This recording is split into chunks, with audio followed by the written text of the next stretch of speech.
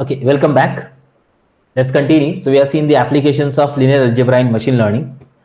Okay, before that, I'll show few kind of concepts in the numerical Python, because to understand another concept in linear algebra, we require to understand the concept of the arrays here. A small session, I'll just show you how exactly the NumPy, that is numerical Python package, is used in Python. So practically we'll understand how linear algebra will be useful for us. Just a minute. So if you have seen the concept of collection of elements, remember, collection of element, there are certain set of elements present, like we have a list, we have a tuple, we have dictionary, we have a set. Okay, so these different kind of elements we are having with us, but there is no concept like array. So basically linear algebra must have insurance that the collection element should be of array type. They should be of array type always. Array means collection of same kind of element. Okay, collection of same kind of element. If same kind of elements are not present, remember, same kind of element not present, then your linear algebra will not work. So what we require, we have to use a concept of array here in Python. The array is explicitly not present in core Python. So what we require, we have to use a special package for that. So let's take a simple overview of it, and then we'll try the concept of data structures in linear algebra with the help of it. See, there's a package called as NumPy. NumPy, it's a short name for the numerical Python. Inside that, there's a function called as array. Okay, there's a function called as array, which is used to create the array, just like that one. I just imported it, and here to L variable I have stored some values in the list format. So L is a list. Okay, if you just check L is a list, and then I have converted into array format like this. What exactly meaning of arrays? Array contains few properties. The first property is array is collection of similar element. These are homogeneous element are present inside it. This is a pre-requirement of linear algebra. So data structures which we are having linear algebra, they should be or of same type. They should be able to store only same type of the data inside it. Numerical data, that is integer or a decimal point data there. Fine. So to create the array, so we need to use this method. So its list is created and converted into array format, and then I'm printing it. Now see, some advantages are there. So we have to use this data into linear equations. So we need something like, I need to have a shape of it. Means how many number of elements are present inside this array that we can find with the help of this shape attribute. You can see this one, a dot shape. So shape attribute is to find the shape, total number of elements. So basically it's a one-dimensional array. In one-dimensional array, we can have single shape only, that is total number of element inside, that is 3 shown over here. And there is one more attribute called as d type. So obviously everything in Python is an object. So array is also one of the object, and I'm just applying this method to it, a dot shape, a dot data type. So if I just use 1.0, 2.0, 3.0. So what type of data? By default, the data which is present, data type is present here for floating point, is floating point 64. 64 means 64 bits are reserved to store that data, and same case integer 64 is also there. If I write 1, 2, 3, that will become integer 64. So we have to store similar kind of data. So dissimilar data cannot be stored inside it. Remember that. If I write like this, if I execute it, so I'll get 1, 2, 3, and integer 64 is the data type of it. So it ensures, array ensures that all the element present inside this variable, collection element inside the variable, are of same type. Remember that. Then there are many utilities are there that also we may require at different instance of time, which are that these utilities will be used to create an array. For example, above here I use the function array. With the help of array function, I have converted one collection element into another collection element. One collection element, that is list, to the array format, or tuple to the array if possible, that we can do. Collection element there. Okay, now if I want to create an empty array, see this one, this is the empty function I'm using here. From empty, from NumPy, import empty. So this function requires the dimensions to give. So I have to create an empty array. Means empty means it's not containing 0 there. Memory is reserved to it. Maybe if you're knowing the concept of the garbage values in C and C++, when you create an array and you don't assign anything inside it, automatically some predefined values are present inside. Means garbage values are present in it. So these are the garbage values shown here. But it is reserved. It's contained. Its array is there. A is created. It contains 3 rows and 3 columns, like that. And see, very negligible values are there. These values are 1.2 into 10 raised to 316 is there, and second value is 0. Then remaining are very negligible. These are the garbage values. But array is created. It's reserved for 3 number of rows and 3 number of columns. So the empty function is for that. And sometimes if you want to work with a specific kind of array, for example, I require the array, it should contain all zeros inside it. See this. So here I'm using zeros function, zeros, which also needs the number of rows and number of columns as parameter, and then the array of 3 by 3 array of all the 0 element are created. That's what A is now having. All element are 0. Default data type is float 64 for that. Because see, why float is preferred? Because when you convert integer to float, so we will not incur any data loss. But when you convert float to integer, we'll have a data loss there. That's why float is preferred. Float will be having more precision than the integer, where detailed information can be stored. That's why this data type is preferred here. Okay, this is ones and zeros. And if you want to create the array of one element, that also you can do. See this. I want to create an array of elements, so I can have ones function. Okay, there is no other function like 2s, 3s, 4s are not there. Zeros and ones, only 2 are there because they are the very regularly used data inside the binary arithmetic. That's why only for them the functions are there. So maybe at linear equations, many times we require to have such kind of arrays, zero arrays or ones arrays. Remember, zeros array can be created in 1 dimension and ones array can be created in 2 dimension also. I just mentioned both of them over here. Even in multi-dimension arrays are also possible, but generally linear algebra is having 1 dimension and 2 dimension array only. That's why only this method I am showing, 1 dimensional array and 2 dimensional array that will be created. Now see, sometimes we require the array in 2 different format, either in vertical stack or horizontal stack. Vertical stack and horizontal stack. So to create that, first of all, let's see the vstack array here. So there's a function called as vstack. You can see this, the array I have created here. A1, which is containing 1, 2, 3. A2 array is containing 4, 5, 6, and I am creating a vertical stack of them. Now see, vertical stack of them. So first array, below that we are having a second array connected like this. You can see the first array is of 3 element. Okay, then second array is of 3 element, and when I created vertical stack, you can see this stack I have created and passed the tuple of these 2 elements together.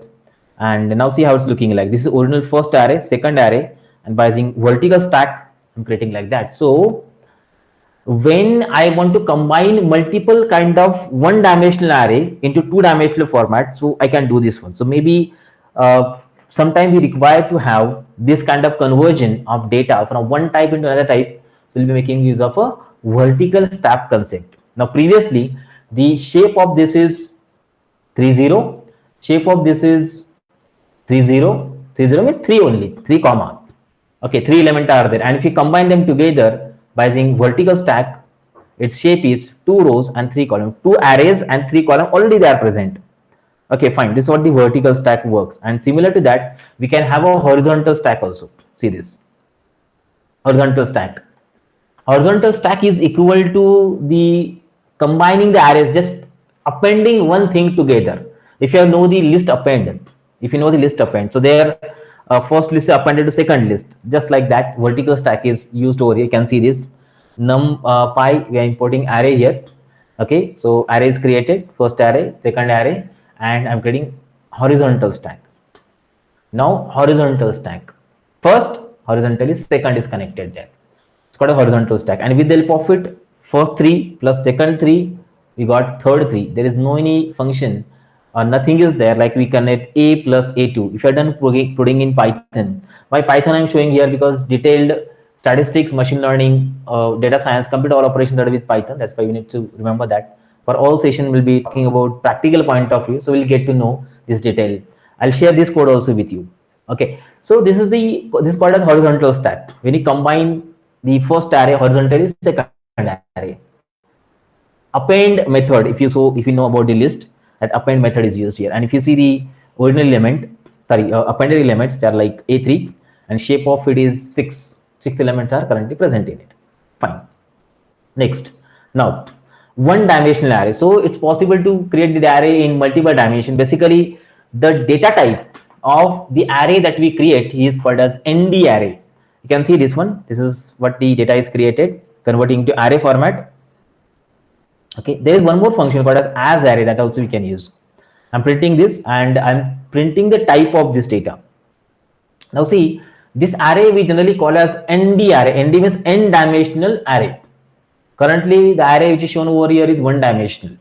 We can have two dimensional, three dimension, multi-dimensional arrays also, but that we don't require. From linear algebra point of view, as I told, only one dimension and two dimensional arrays we specifically preferred for writing the linear equations here. You can check the type of it.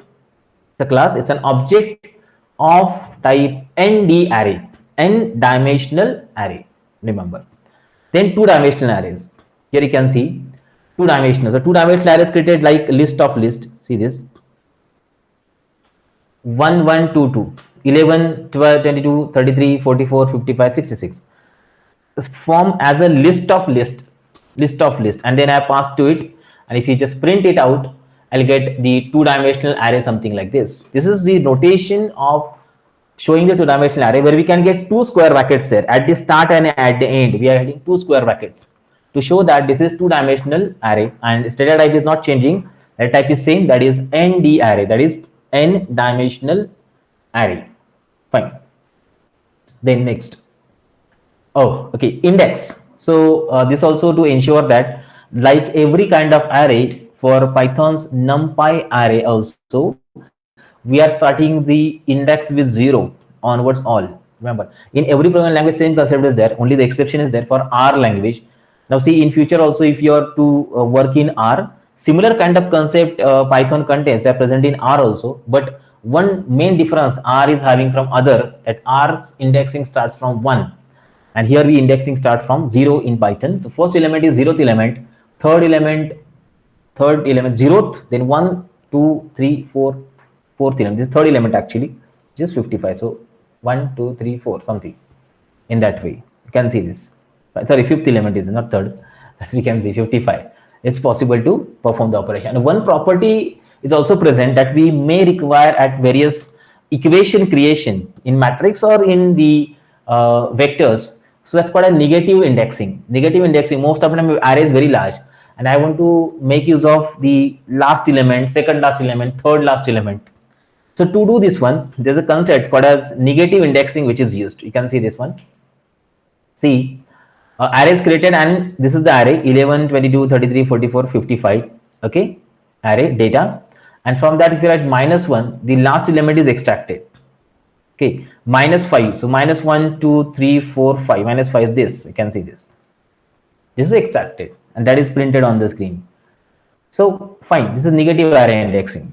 So we can refer this number from the second end also, from negative -1 -2 -3 also we can refer to it.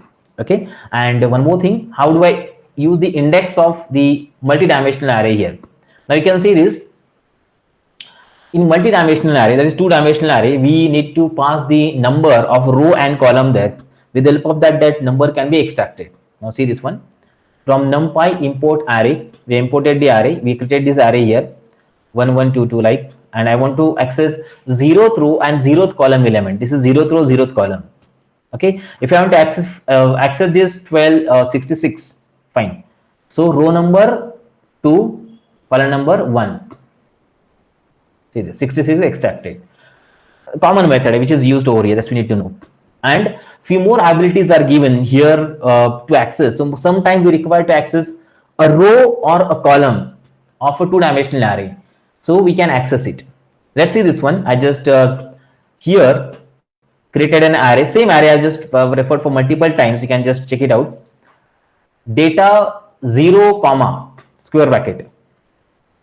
See, means before comma we have the row number mentioned, row number. So I just mentioned row number there. So row number 0 is this. It is extracted. Specific row, if you want to extract, if I write something like 2 here, you can see row number 2 is extracted, 5 and 55 and 66. So from this data, how we'll use this method to access the elements, either by a set of element or by a specific element.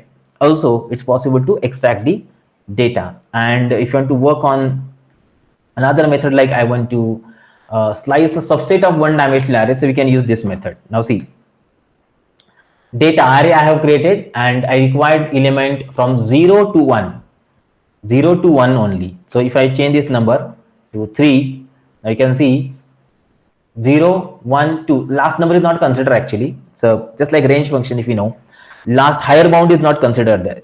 Okay, directly you can have 0, 1, 2. These elements are extracted. And even negative slicing is also possible. I want to perform the negative operations. Like see, here you can see this one, data of -2.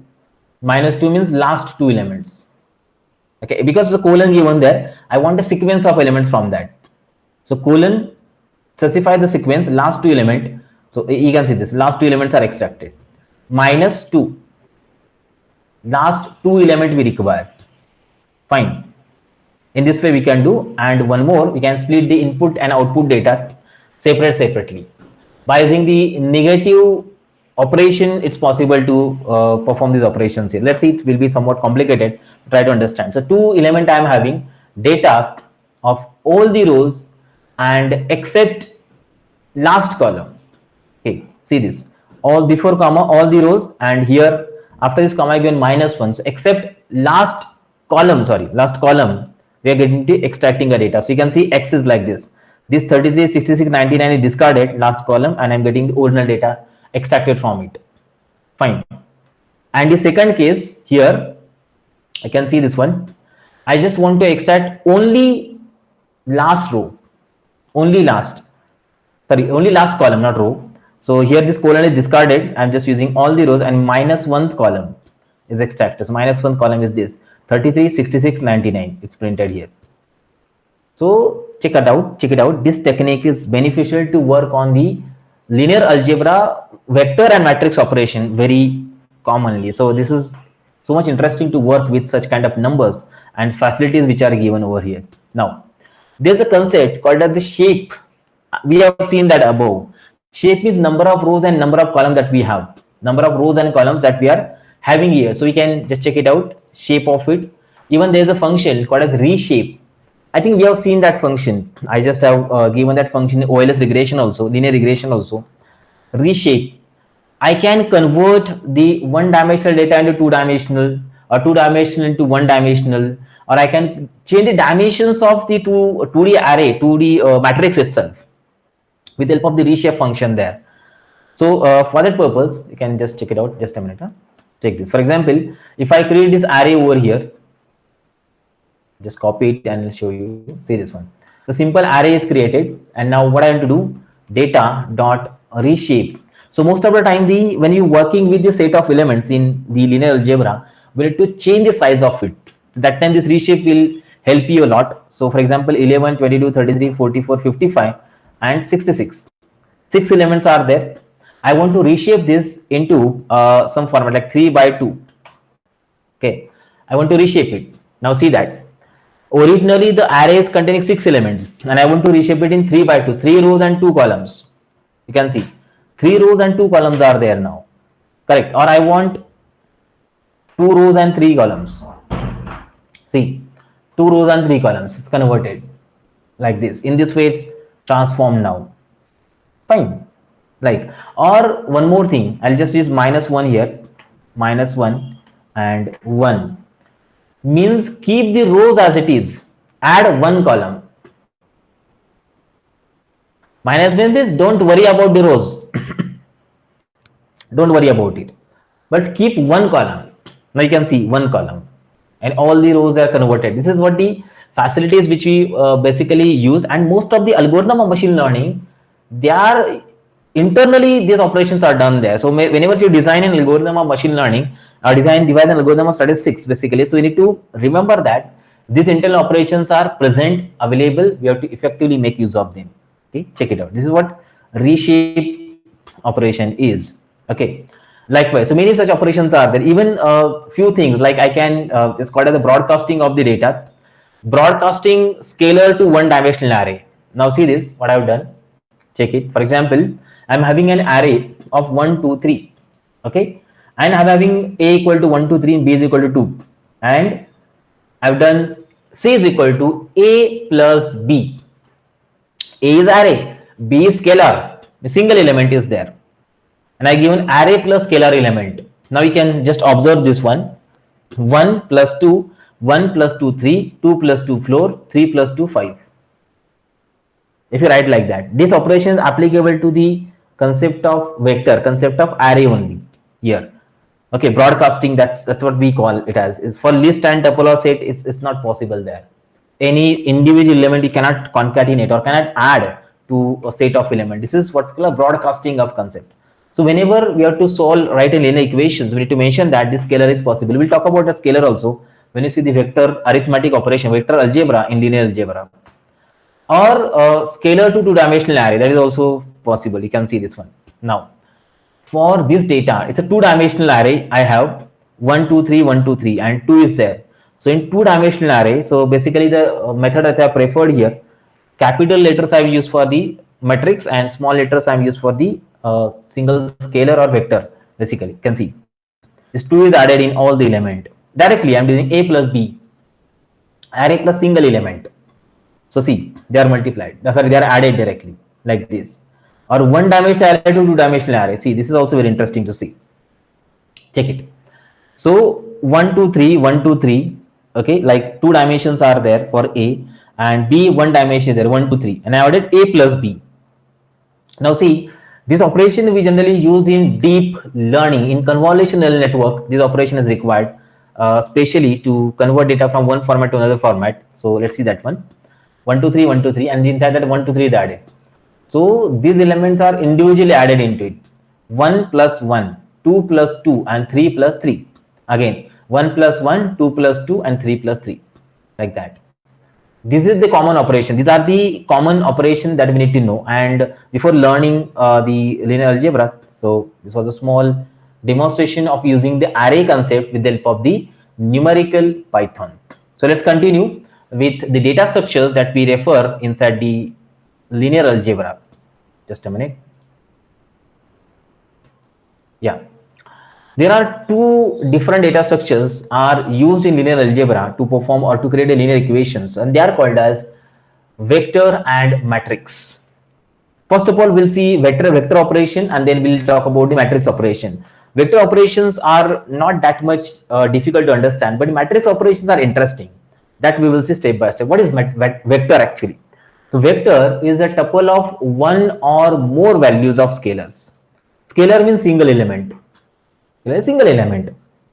And when we convert scalar of same type together, that is called as a vector. So it is equivalent to array concept, which are shown over here. So when you want to implement a vector in the Python, so we need to use the array concept from the NumPy package there. So these vectors are built from the components which are ordinary numbers.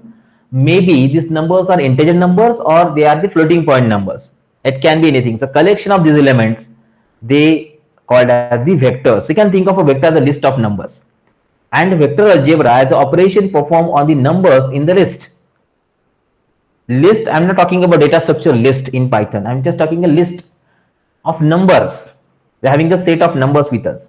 And that set of numbers, if we combine together and we are referring them with a common variable, it is called as a vector. Remember. Now, let's see the representation of the vector. Vectors are often represented using lowercase characters such as v. Technically, we are talking about the common ideas of v here, how they are preferred. So you can see v, and v is equal to the collection of v1, v2, v3, or n number of v will be there. So where this v1, v2 and v3 are the scalar values, often real values. That may be full integer values, or we prefer the floating point values instead of it, because precision arithmetic will be good in that case. So vectors are shown using a vertical representation also in a column format. See this. So two names we prefer them. a row vector or a column vector. Just like I have reshaped the data and I got a column vector. Generally, we have row vector. Fine. So set of elements which are arranged either in a row fashion or in a column fashion, they are called as the vector. So like that, these vectors are created. Now it's common to represent the target variable as a vector with the lowercase y when describing the training of machine learning algorithms. Remember, every ML algorithm, maybe last time also you have tried, and in the example also I have shown, generally we term x as input variable when the set of element are there, they are in the matrix format, and most commonly the most of the machine learning algorithm contains target variable in the vector format. Target variable in the vector for target variable is outcome response variable or variable that we use to predict, okay, that we are predicting out of it. It's called as a vector. It's common to introduce vector using a geometric analogy where a vector represents a point or coordinate in n dimensional space. When n is a number of dimensions such as 2, n dimensional space, remember single element that will be stored. So just like I just given 2 here, two dimensional space. So one value on x axis, another on y axis. So in that 2 dimensional space that can be viewed, or maybe 3 dimensional space. So another z axis also 3 dimension. Above 4 dimension visualization is not possible, but that dimensions are present. Doesn't mean that if 4 dimension visualization is not there, it's not possible in it, but it's there. We are going to have 1 dimension to 2 dimensions present in linear algebra. Vector can also be thought of as a line from the origin of vector space with a direction and magnitude. Yes, maybe you have heard about this definition also. Vector is an element which contains a direction and a magnitude. Scalar, nothing. No. Scalar is a single element. That's why it is not containing that one. So vector is a set of elements. That's why when you plot this line in two-dimensional plane, okay, set of lines, so you will get something. They are plotted. They are containing directions. Fine. Okay. Magnitude, a value that will be present. That's what we call as a vector. Okay. Now let's go step by step. We'll perform the arithmetic operations on the vector, and we'll see this thing practically also with the help of the numerical Python. Now the first vector arithmetic operation is called as addition. Additions. Two vectors of equal length can be added together to create a new third vector. So it's called as the vector addition. So C is equal to A plus B, where A and B are the two vectors which are of same length. The new vector has same length and other the two vectors are. So each element of new vector is calculated as the addition of element in the other vector at the same index. For example, you can see this C is equal to A1 plus B1, A2 plus B2, A3 plus B3.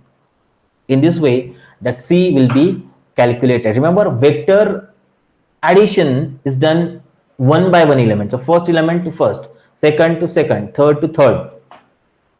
Like that. It's called as vector arithmetic addition. So you can see if in putting in another way, it can be seen like that. C0 is equal to A0 plus B0, C1, A1, B1, C2, A2, B2.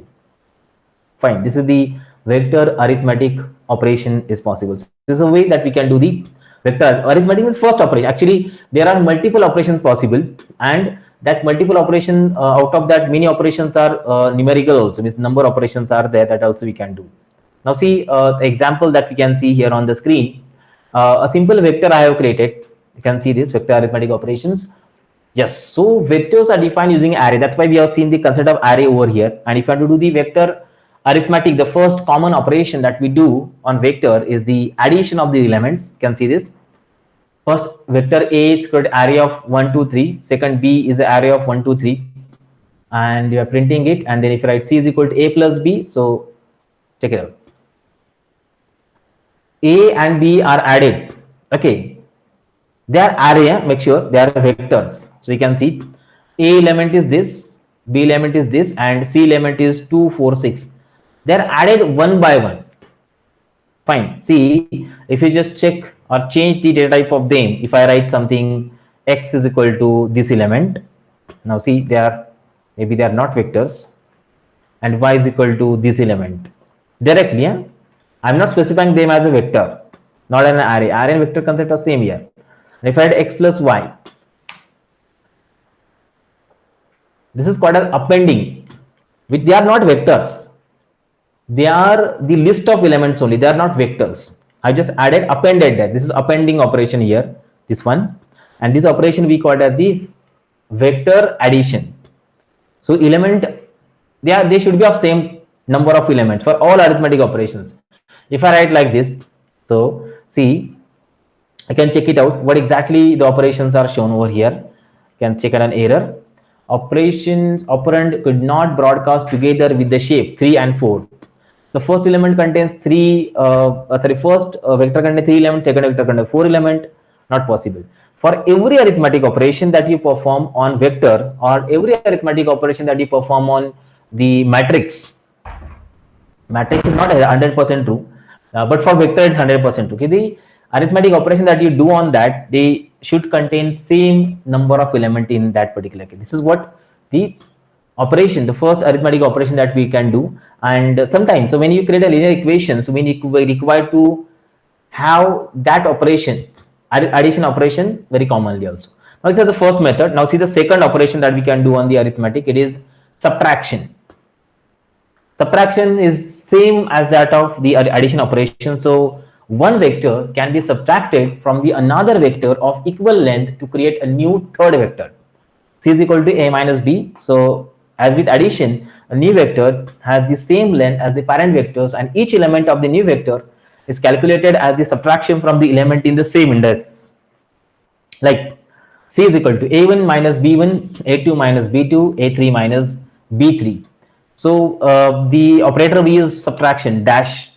Okay, operator which is used to do the subtraction of these two vectors. So they are added one by one, just like scalar operations are done for single element, vector operation done for single element only. So putting another way, just like we have seen for addition operation, we can perform the subtraction operation also, putting this value together by one element there. Okay, one by one element. So the data that we have seen previously, just like that, you can see this one.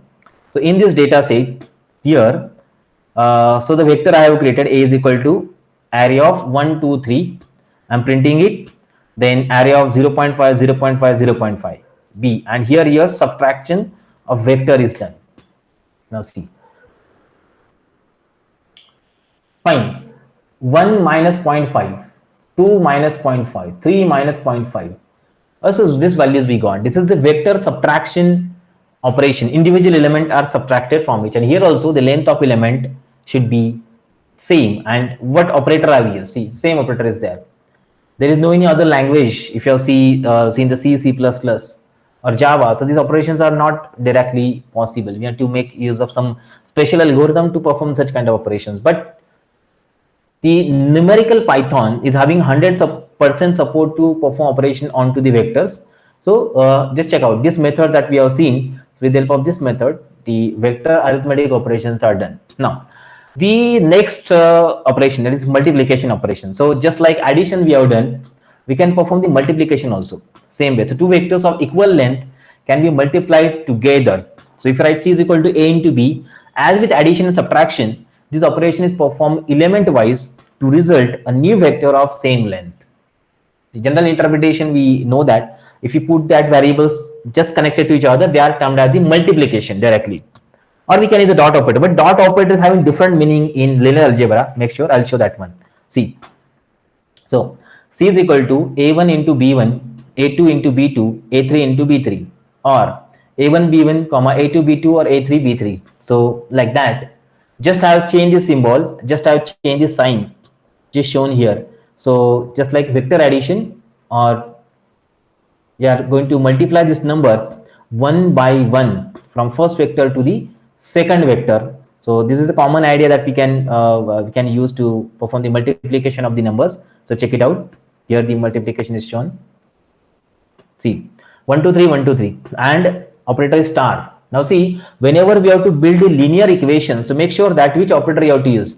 There are 3 operators that we use for multiplication.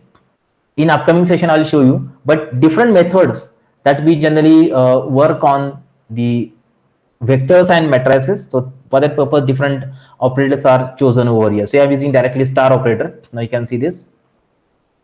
1 into 1, 1, 2 into 2, 4, 3 into 3, 9. Like. Okay, so this is how simple multiplication is possible on the vectors. And just like that, we are having the concept of division also. We can have the concept of division operation also. So division, the two vectors can be divided in the same way that we divide. So you can see this one, c is equal to a divided by b. So as with the other arithmetic operations, this operation is performed element wise to result in a new vector of the same length, element wise. So division operations are there. Make sure that the division operation that you do will result a floating point number over here. You can see this one. So putting another way, can have like element wise operations are possible for the division. And make sure that in Python we are having two different operators. Two different operators are there which are used to perform the division of the numbers. So you can see that first operator which you generally use is like this. Check it. See, first vector that we have created 1 2 3, second vector is 1 2 3. Okay, a b, so a divided by b, so we got c, 1 divided by 1. See, this operator always returns the value into the floating point format. The first vector divided by second vector, we do 1 by 1, 2 by 2, 3 by 3. So I got floating point numbers here in this float, okay, format. You can see here vector division. And if I use this one double, now see, when it's double, we'll get the full number, means without any dot present there. You can see this one, I just changed this number small bit, 0.6, and here I'll get 3.12. Now see, sorry, see this one. So I got that number. So okay, see, another operation that we can refer over here. When you divide this number, what's the use of this operator? This operator is used to result the number in full number. You can see this one, but I got 1.0, 0 and 1. Okay, fine. This is what we can identify. But if I write a single division, this is exact division done. 1 by 1, 1.0, 2 by 2.6, 0.76, and 3.14 divided by 3 is 1.04. This is what the vector divisions are. So all these four common operation that we do in the arithmetics, general arithmetic, in linear algebra also, these operations are works, but on a set of element, these operations are done one by one, from one element by element. Let's go for some interesting operation which are possible in the vector algebra. It's linear algebra, but talking with the vectors only. The next operation is dot product. Dot products. So dot product, we can calculate the sum of multiplied element of two vectors of the same length to give a scalar. Okay, it's called as the dot product. Now see, sum of multiplied element of two vectors of same length. Sum of multiplied element of two vectors of same length giving a result in scalar format. Fine, this is called as the dot product. Named because the dot operator is used for describing these operations. We are going to write a dot. That's what is called as the dot product. So dot product is a key tool for calculating vector projections, vector decompositions, and determining the orthogonality. Yes, this is the main reason of finding the dot product here. Dot product is also used in several algorithms of the statistics and machine learning. So this will be shown like that. You can see the name dot comes from the symbol used to denote it. So C is equal to A dot B. Now, see, this is the dot product formula. The operation can be used in machine learning to calculate the weighted sum of the vector.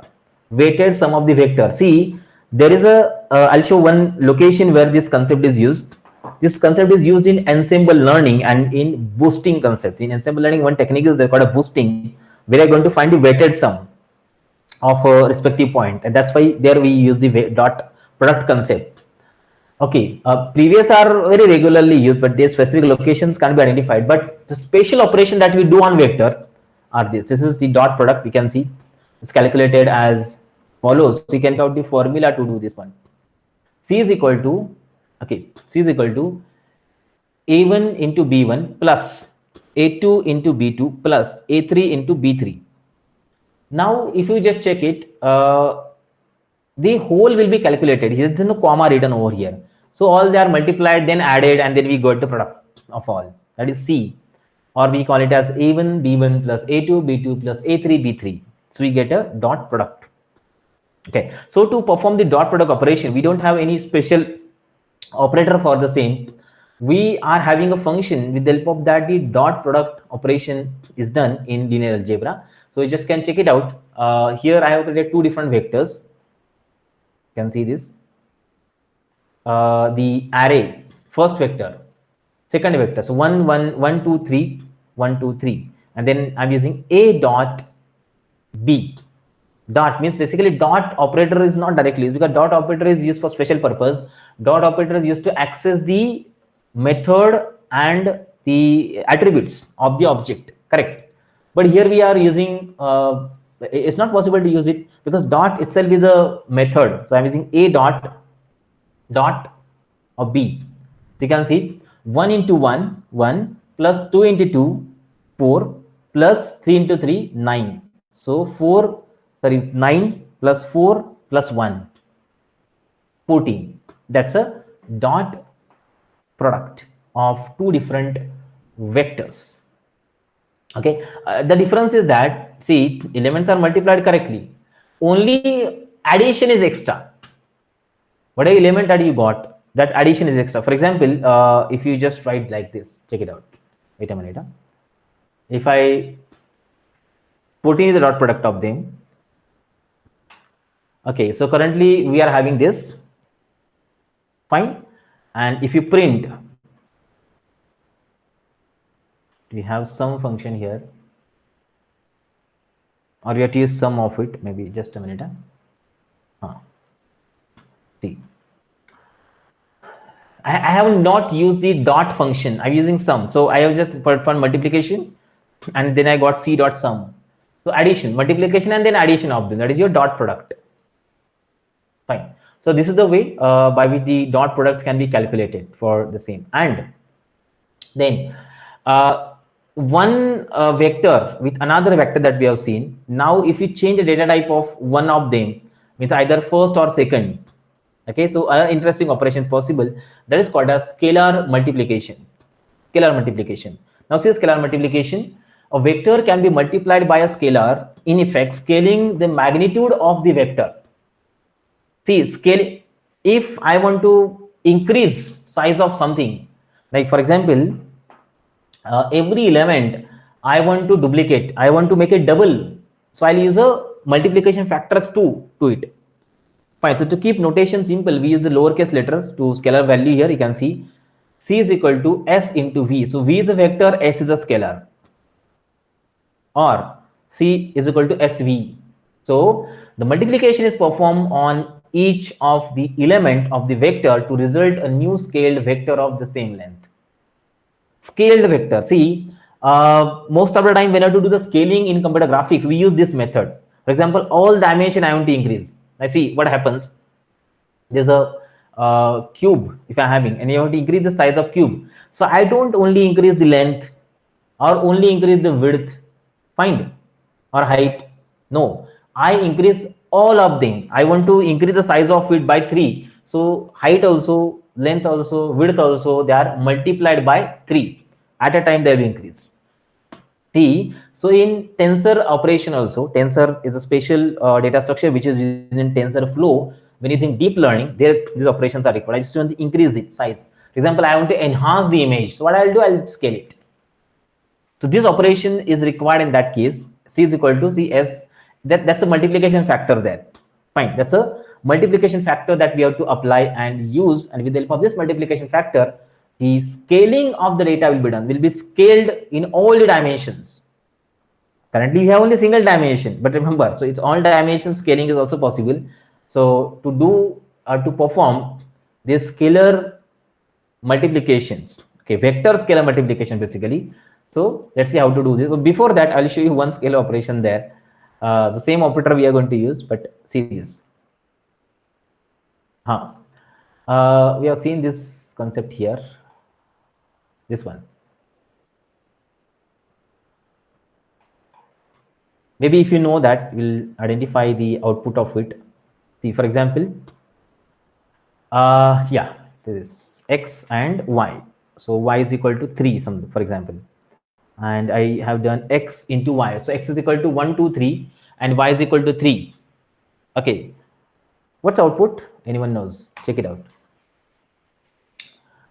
1, 2, 3, 1, 2, 3, 1, 2, 3 means that's repetitions are created. If you multiply this number to string, that time also repetition will be created, that number of. But here I don't want that. I want this number to be multiplied with everyone. So that's a scalar vector multiplication. So see this one. Here I have the first vector scalar. So define a vector 1, 2, 3, and the scaling factor is 0.5.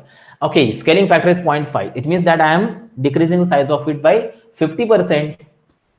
0.5, 1 and 1.5, that will be the result. Now you can check it out. See, here's the second number and s into a. So s is a scalar, a into a is a vector. So 1 into 0.5, 2 into 0.5, 3 into 0.5. Not only that, I can have, I just have to enlarge it by 2.5.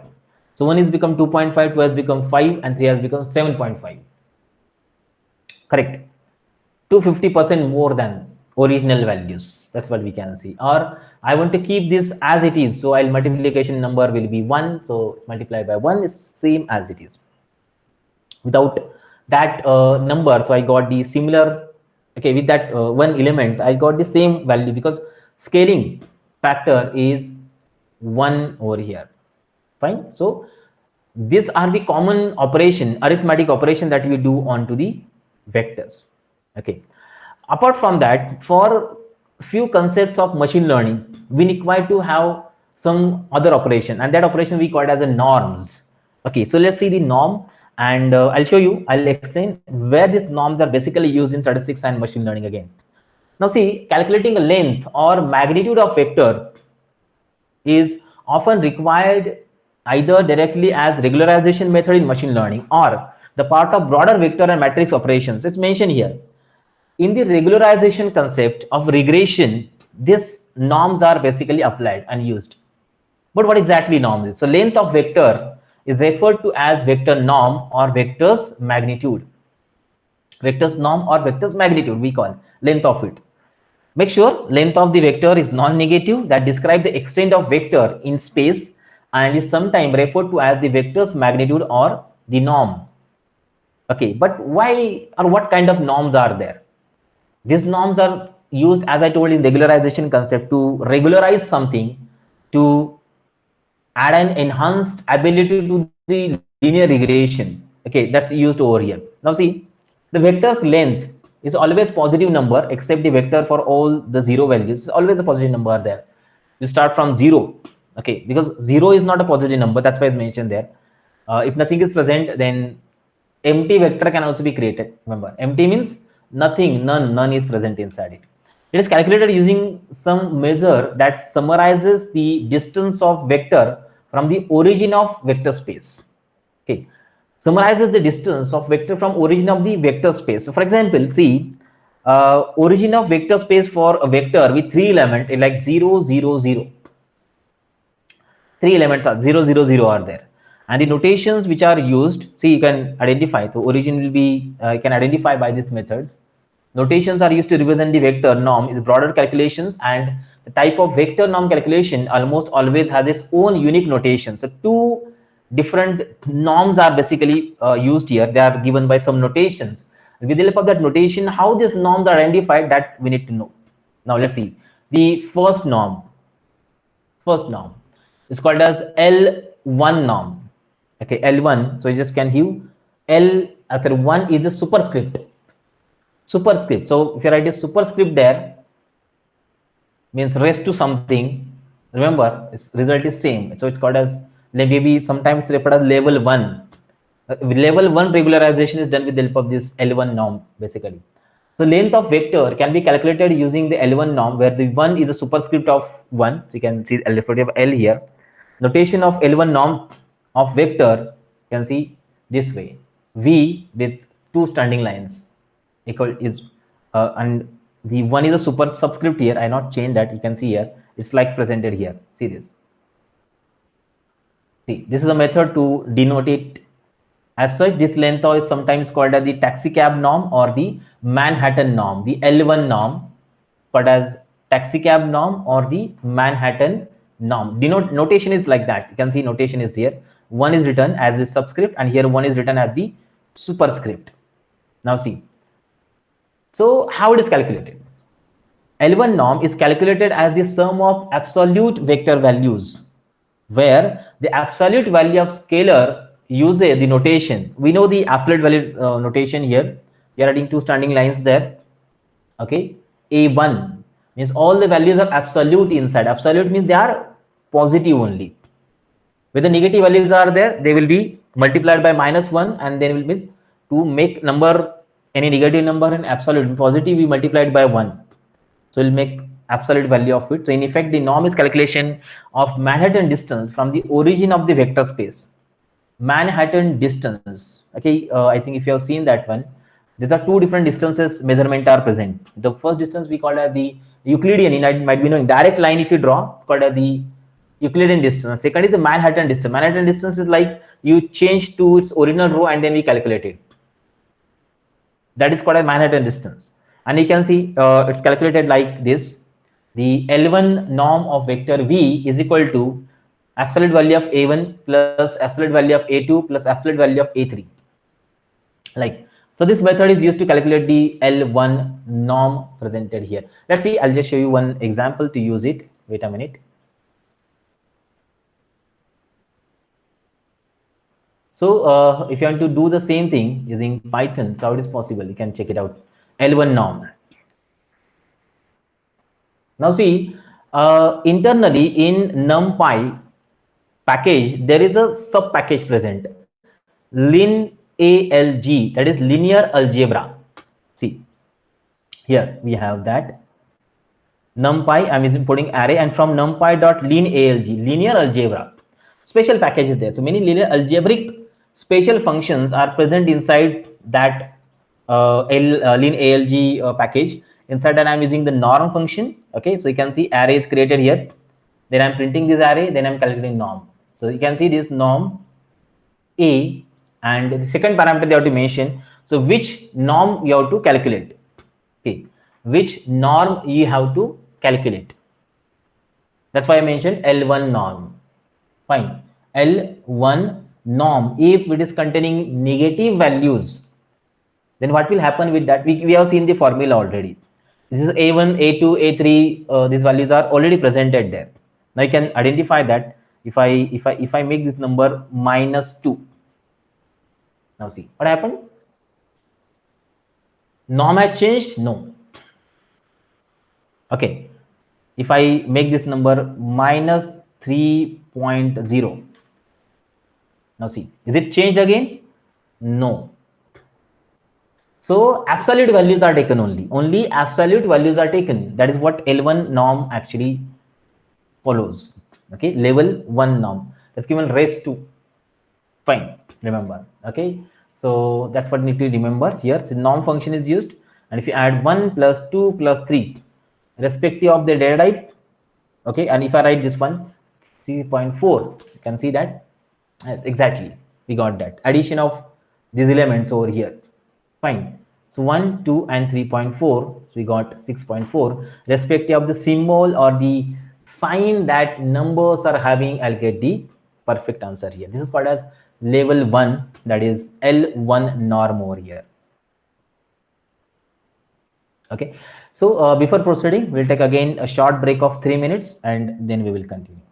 Thank you.